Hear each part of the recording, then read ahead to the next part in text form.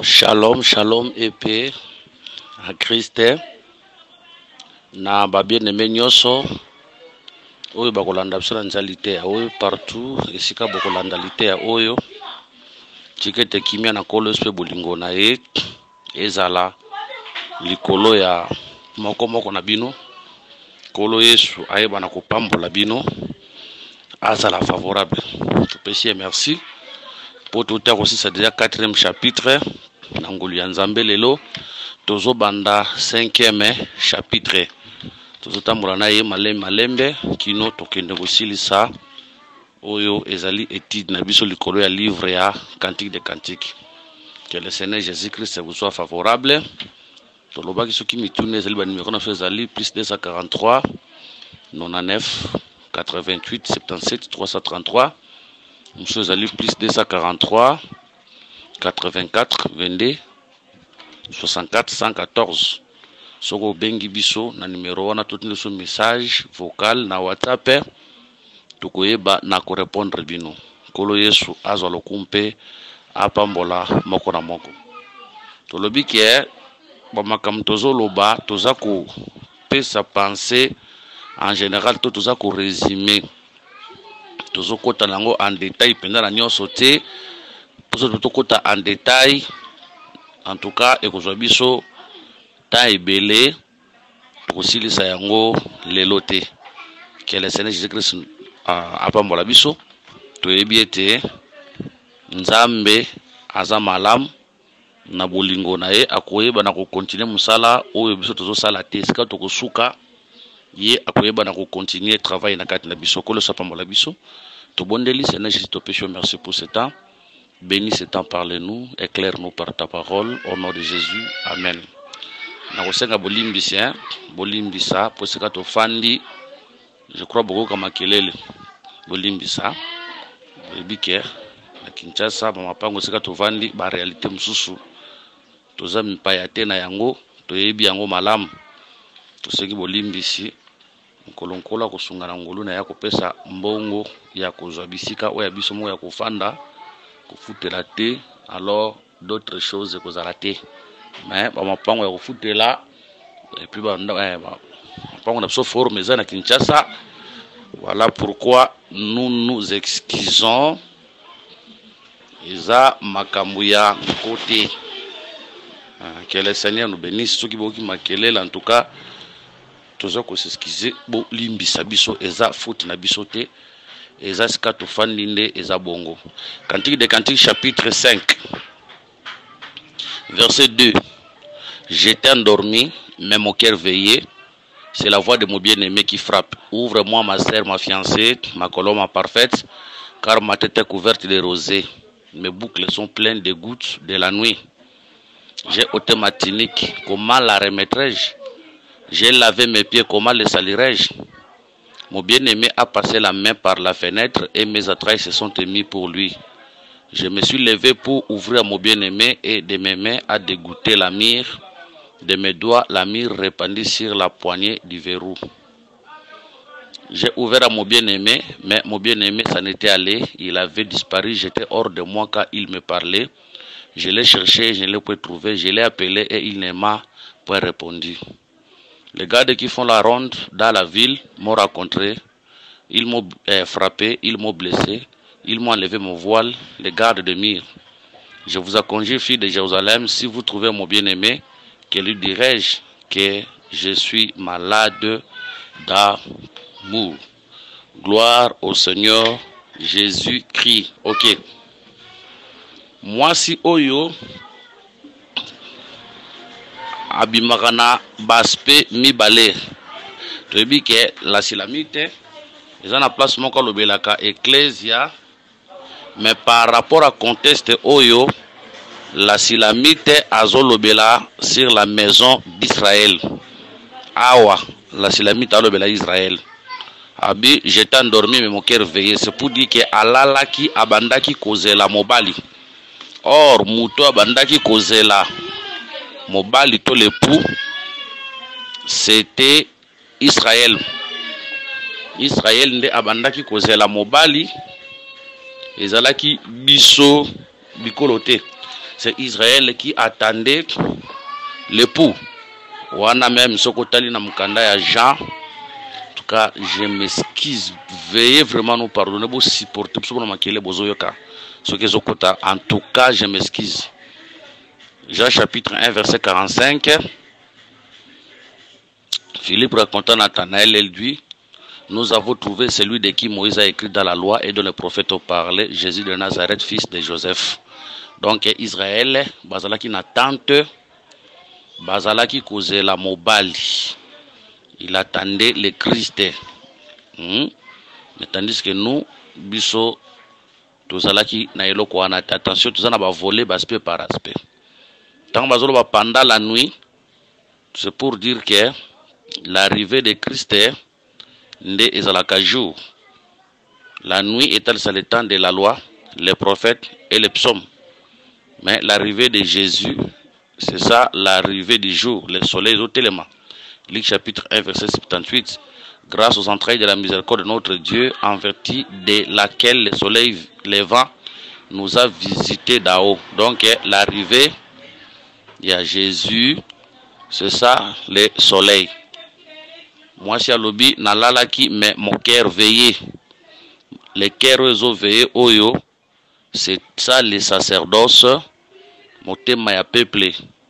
Ils ont rendu bonganganzambe. Par rapport à Israël, les cœurs qui veillaient, c'était ça les sacerdoces, les prophètes. Parce que à tout moment, bande koyangana, comme on a litéa, de bandaka kopesama. Litéa, de bandaka kopesama, donc litéa, on va parler sur la venue de Christ. Maintenant, remarquez, Bible les a kotal sabo Israël a bande cause la mobali, mais on remarque, Bible les olobake, c'est la voix de mon bien-aimé. C'est pour dire que Mouto Zalaki Moussika, au bande cause la awa asiaye akomi. Quand on voit la voix du bien-aimé ici, on voit l'évangile proclamé par Christ. Cela veut dire Mouto bande cause la asiaye akomi esika bazalaki. Asia akomi esika bazalaki aye abandi côté ya bango. Tamwaza côté ya bango azoloba ouvre-moi eloko yo soki ozuyango na apocalypse akolobake na telemi naza kobeta mutoki mungongo na ngai soki afungoli akoti nazo frapper na porte. Donc quand le Seigneur était venu en Israël, il était en train de frapper na porte à Israël pour akota, mais Israël aboyaka kofungola porte. Mona Israël aboyaka kofungola porte. Israël aboyaka koyambaye. Israël aboyaki kofungola porte. Israël aboyaki koyambaye. Donc la voix du bien-aimé, c'est ça la prédication, l'évangile le Seigneur ayebaki na komema na Israël. Azo senga bafungola porte alobi car ma tête est couverte de rosée. Mutuna e etondaki na rosée.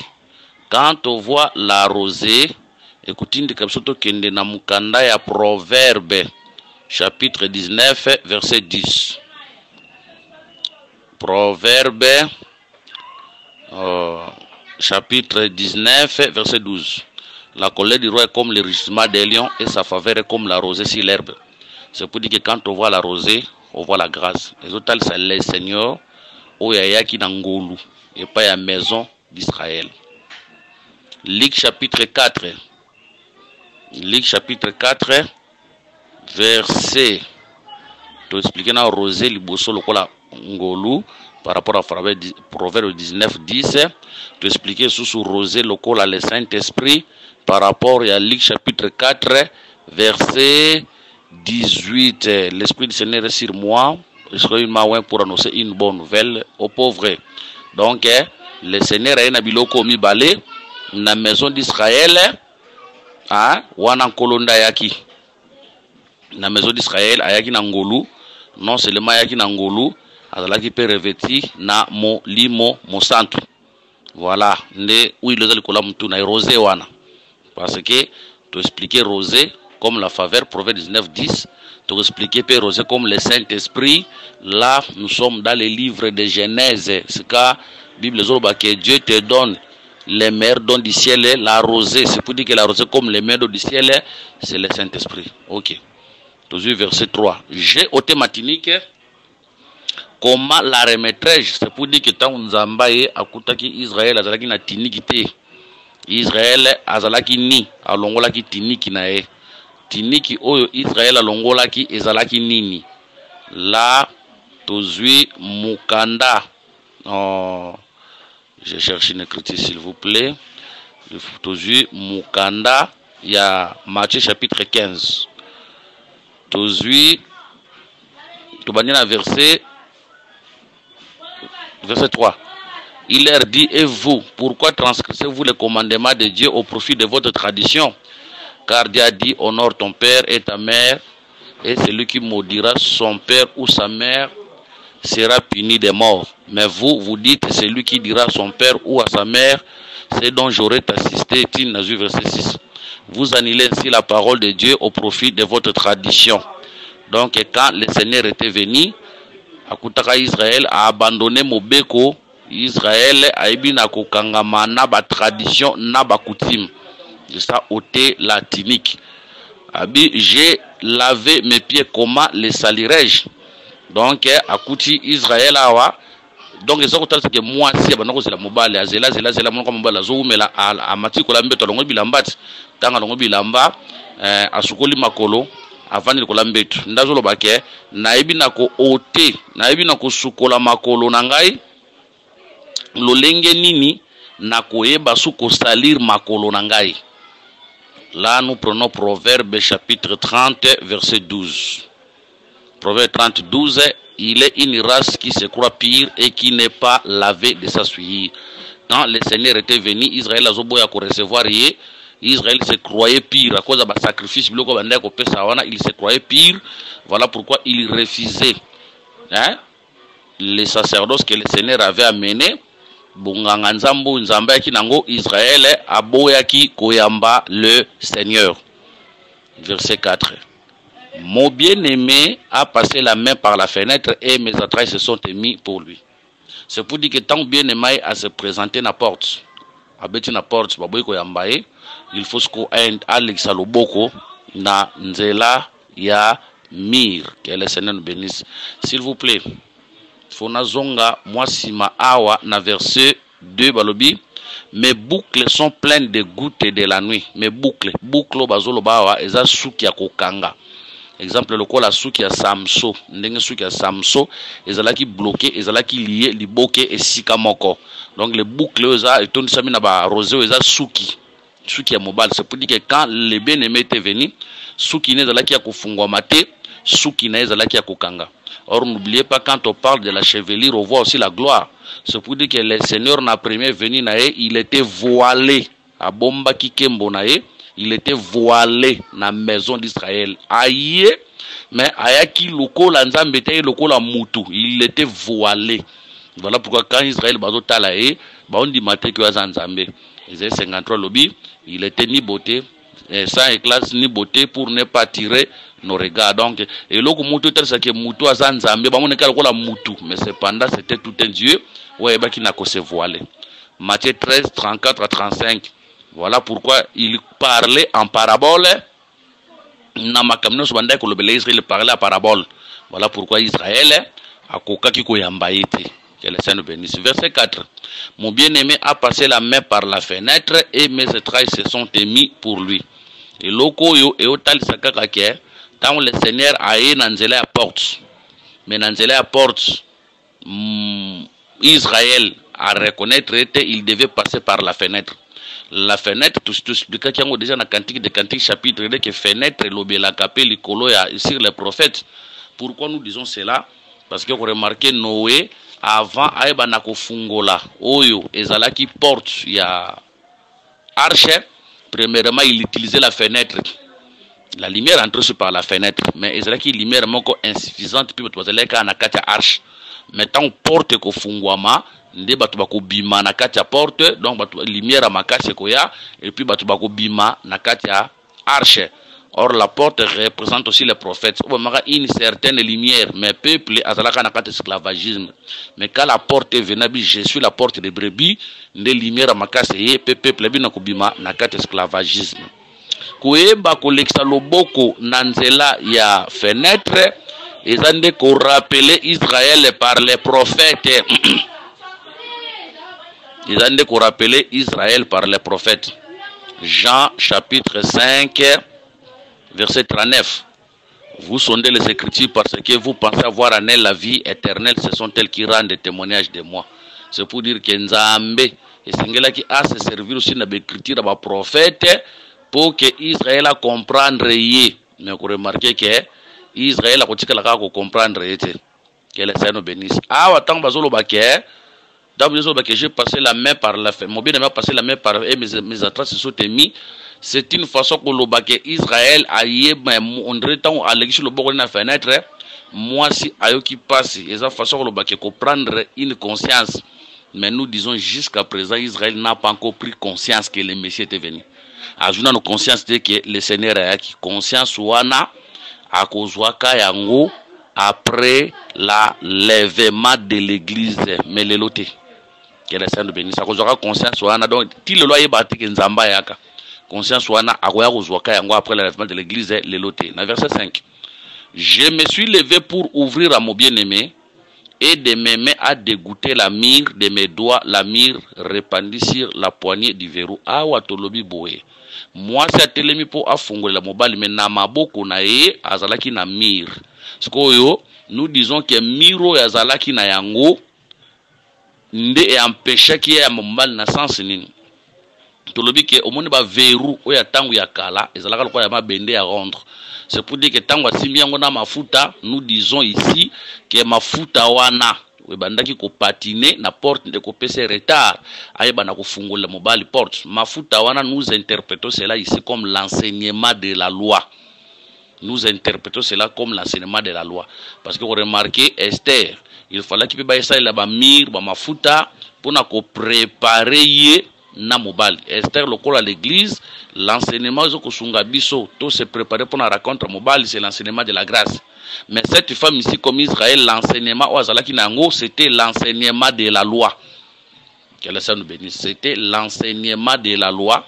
Oyo, et Yebaki, c'était l'enseignement de la loi.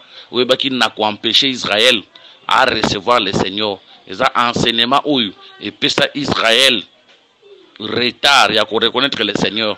Mais jusqu'à présent, la maison d'Israël a kangami kanga na enseignement na ewana. Azuna nu dégoût na yangote. Ti le loi kangami na mobeko. Azuna nu dégoût na yangote.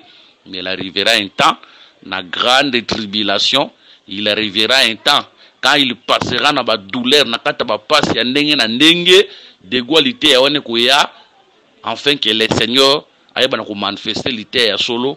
Nanzela il y a des témoins pour bana ko bikisama. Donc mais lelo azuna nu d'égalité ya wanate jusqu'à présent ana no kat na kata dégoût.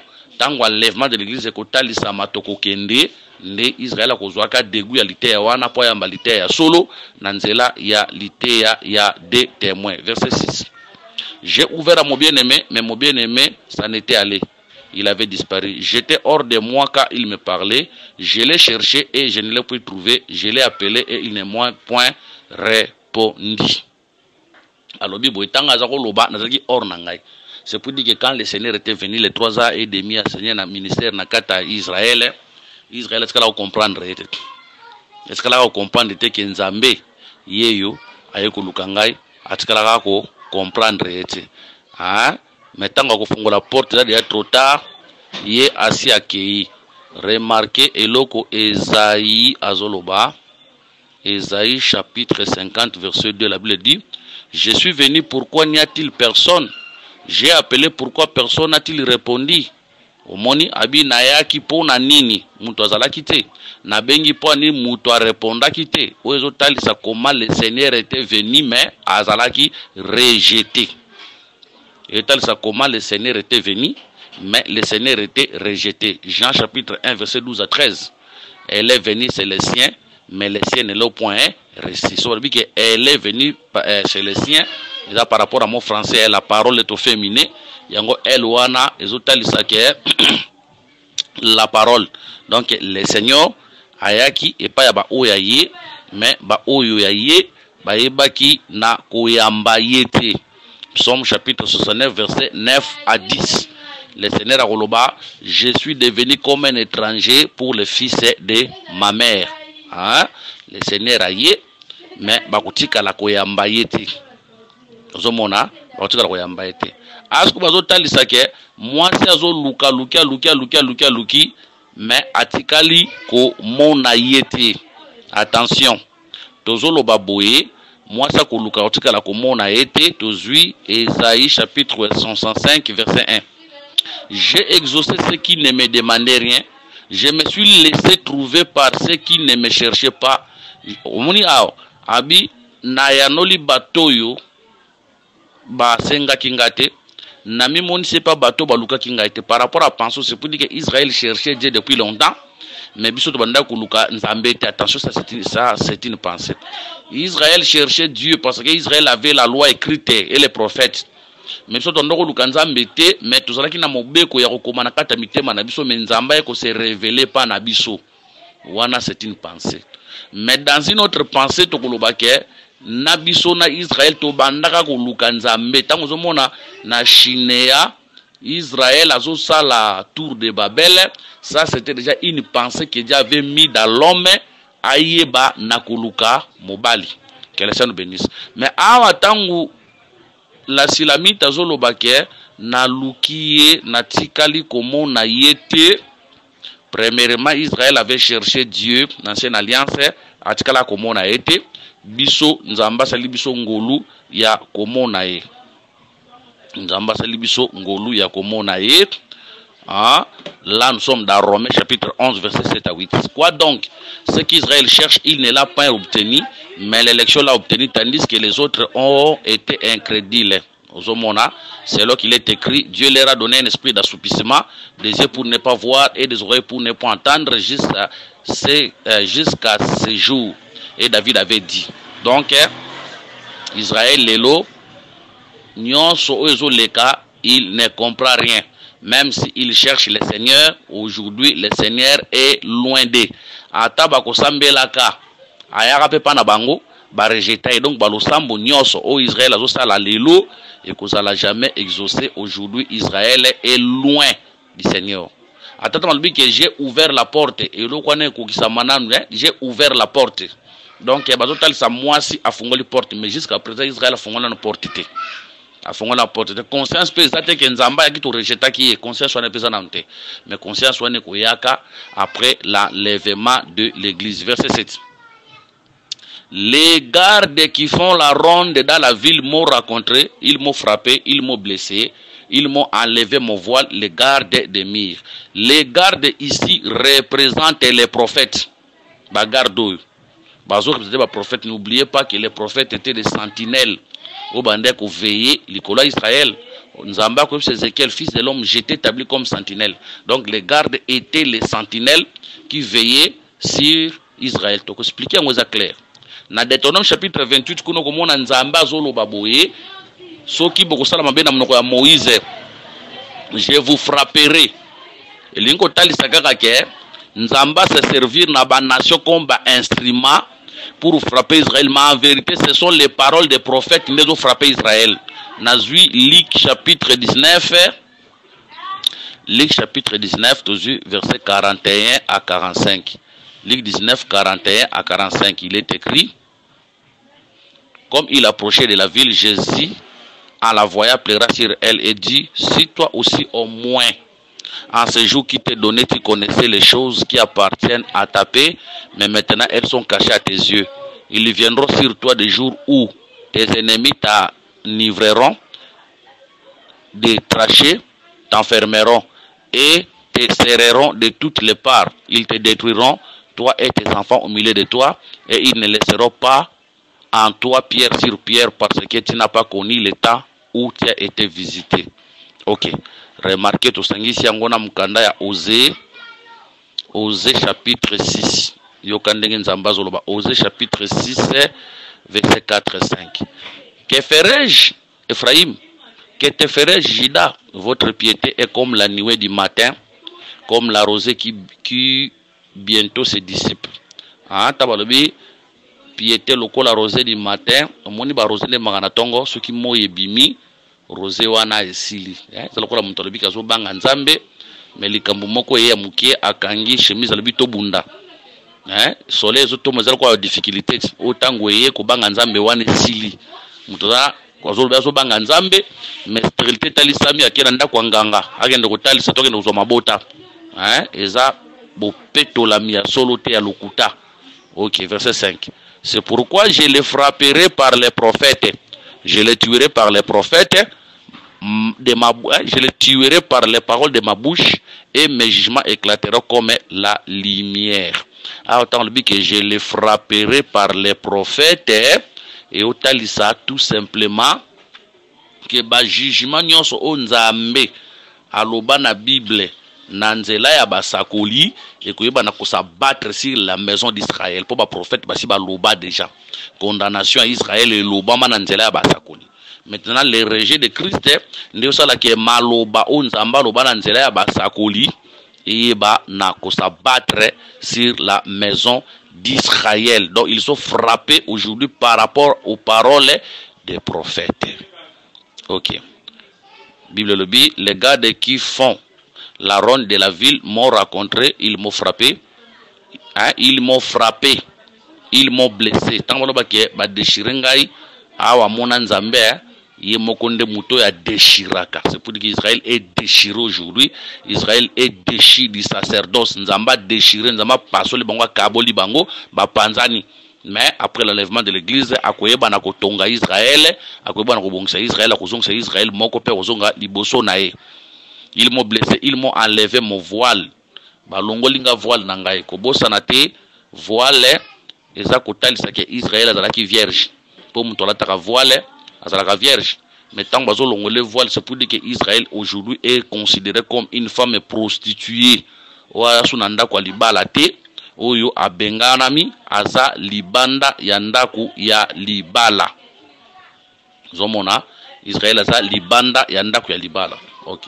Voile et bomba kasuki. Quand on voit la chevelure, on voit la gloire. Mais tant bazo longo la voile, c'est pour dire que gloire eza bani eza lisusuté. On toujours ba que voile oyo ezo bomba pe gloire. Po ezo sala ke parce que voile nde sala rapé muto asambela fo mo sa tia voile na muto po asambela voile wana rapé elembo ya temple parce que Israël gloire na ezala qui peut représenter par les temples, c'est les temples qui aident Israël à prier, mais kolongo la voile et tel ça rappelle la destruction du temple. Nous mona tel ça rappelle la destruction du temple. N'enge temple les a détruit les lots. Aujourd'hui Israël est regardé comme une prostituée. Aujourd'hui Israël ne peut plus prier. Zomona et loko zo mapso na mukanda ya Osée chapitre 3 verset 4 à 5, car les enfants d'Israël resteront longtemps sans roi, sans chef, sans sacrifice, sans statut, sans effort de sa téraphine. Après cela, les enfants d'Israël reviendront, ils chercheront l'Éternel leur Dieu et David leur roi, et ils tressailleront à la vie de l'Éternel et de la bonté dans la suite des temps. Mais aujourd'hui, Israël est considéré comme une prostituée. Israël ne peut plus prier aujourd'hui. OK. Verset combien? Verset 8. Je vous ai conjuré, filles de Jérusalem, si vous trouvez mon bien-aimé, que lui direz-vous que je suis malade d'amour. OK. Aujourd'hui, que je suis malade d'amour. Maladie d'amour, cela veut dire désiré. Hein? Amon amobali awa, mais les désirs ardents au milieu mon bango bazan nango ba mona le Seigneur mais ba komona été. Donc leurs esprits ils ont que gémir, ils en a besoin à sali, ils en a besoin comme mona mobali, mais le Seigneur a tiki bango bongo nanu ba komona e nanu te jusqu'à ce que la totalité des païens soit sauvée, soit entrée. C'est alors le Seigneur va retourner pour sauver la maison d'Israël. Kolo soit pambola biso. Si tu peux faire instruction à pona koloba boy. A tu peux instruction pona koloba. Likambo ezo leka awa tu peux faire instruction siko pour dire. Landa biso bien s'il vous plaît. Hein, tu peux faire instruction likambo ezo leka awa. Attention ezala ki poème oyo Salomo aza koloba.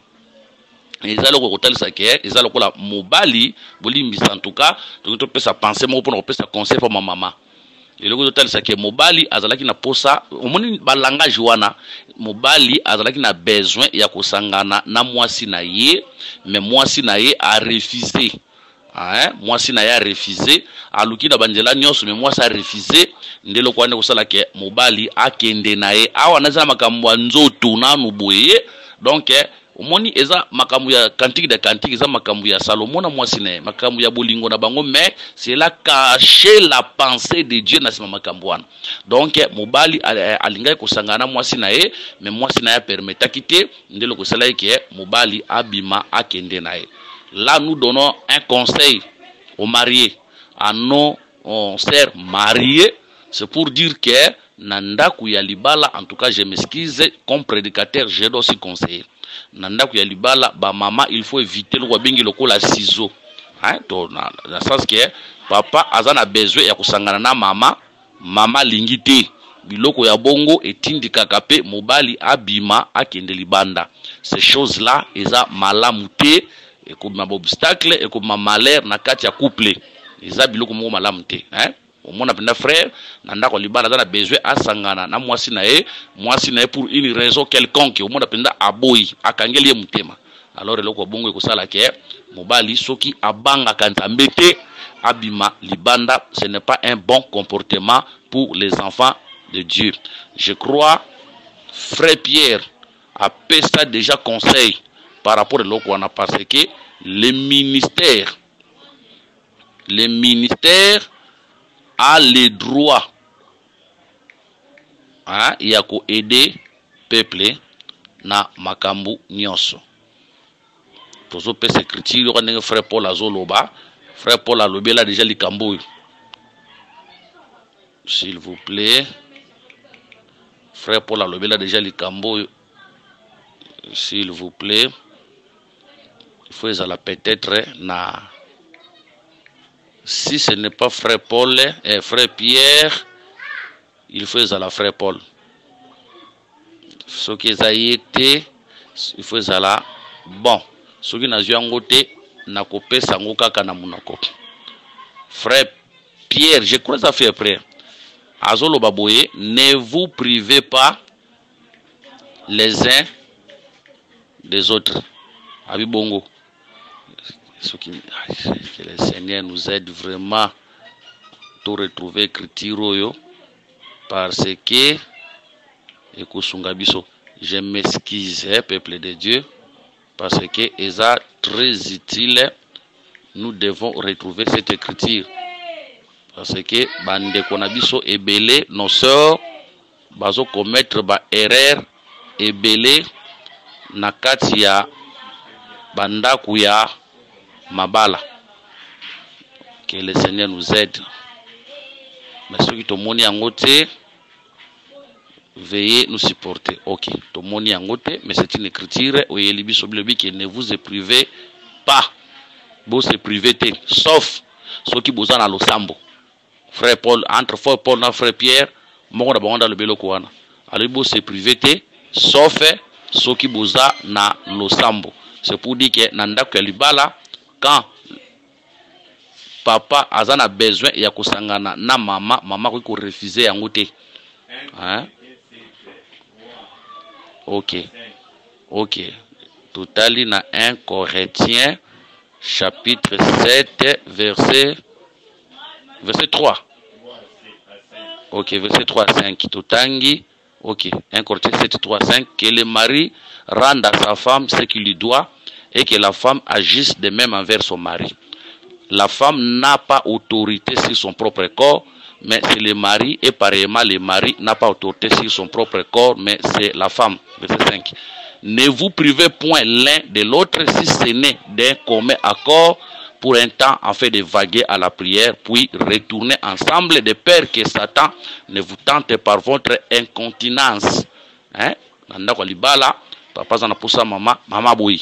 Maman zana poussa papa boy. Ces choses-là, ils ont malamté. Frère Paul Hawa a déjà balistrade. A balistrade. A lobby bien. A dit si ce n'est d'un accord, d'un commun accord pour un temps, en fait de vaguer à la prière, puis retourner ensemble de peur que Satan ne vous tente par votre incontinence. Ebele ya baser bazo lela lelo à cause de l'okoana. Azobosana ki yenda bandaki mabe, elle plaire aujourd'hui.